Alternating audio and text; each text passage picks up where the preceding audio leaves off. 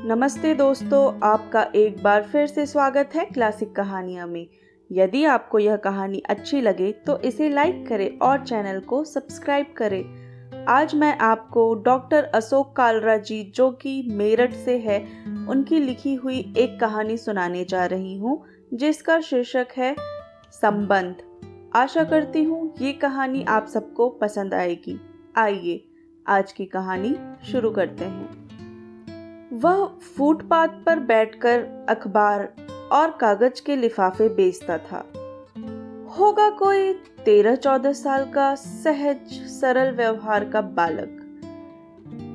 जाने क्यों उधर से आते जाते अखबार लेते मैं उससे लगाव महसूस करने लगा।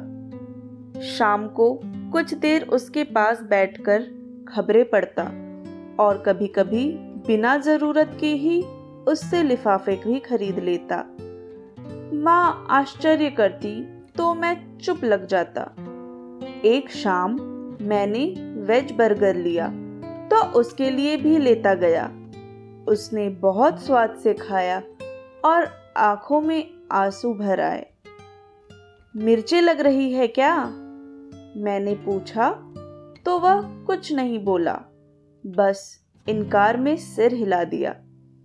उसने पैसे देने चाहे तो मैंने प्यार से झिड़क दिया।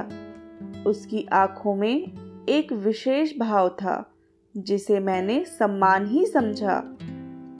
ऐसे ही कई दिन गुजर गए और एक दिन वह दिखा नहीं तो मन में कुछ बेचैनी और व्याकुलता महसूस की। उसके पास ही बैठकर खिलौने बेचने वाले से उसके बारे में पूछा तो उसे कुछ पता ना था, लेकिन उसने अरुण के घर का पता बता दिया जो पास ही था। मुझे घर जाने में देर हो रही थी, लेकिन मैं अपने कदमों को उसके घर की ओर उठने से रोक ना सका। छोटा सा एक कमरे का घर था, दरवाजा खुला था, फिर भी मैंने खटखटा दिया, जिसे सुनकर एक स्त्री बाहर आई। जी कहिए। वह एक नितांत अपरिचित को सामने देखकर हैरान और असहज थी। अरुण का ही घर है ना ये? जी, अरुण मेरा बेटा है। आप कौन हैं? अरुण से लगभग रोज ही मिलता हूँ। आज नहीं दिखा तो मैं खिलौने वाले से घर का पता लेकर चला आया। आप अंदर आइए ना। उसके कहने के ढंग से उसके शिक्षित होने का एहसास हुआ, जो उसके घरेलू पहनावे के पीछे छुप गया था। कमरे में अरुण बिस्तर पर पड़ा सो रहा था। प्लास्टिक की एकमात्र कुर्सी कोने में थी। अरुण की माँ उसके बिस्तर पर पैरों की ओर बैठी और मैं उस कुर्सी पर। फर्श पर कागज और लिफाफे बनाने की लेई पड़े थे। घर के हालात पर वह शर्मिंदा लग रही थी। मैंने अरुण का हालचाल पूछा तो पता चला वह कल से बीमार था। दवा ली थी किंतु कोई आराम नहीं आया। आज तो वह उठ ही नहीं पाया था। मैंने तुरंत अपने फैमिली डॉक्टर को फोन लगाया और उसकी माँ से बात कराई। उसने जो दवाइयाँ बताई मैंने ऑनलाइन ऑर्डर कर दी। उसकी माँ मेरे पैर छूने लगी, जिन्हें बड़ी मुश्किल से रोका मैंने।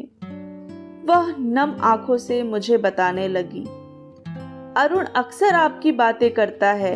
एक दिन आप उसके लिए बर्गर लाए थे ना?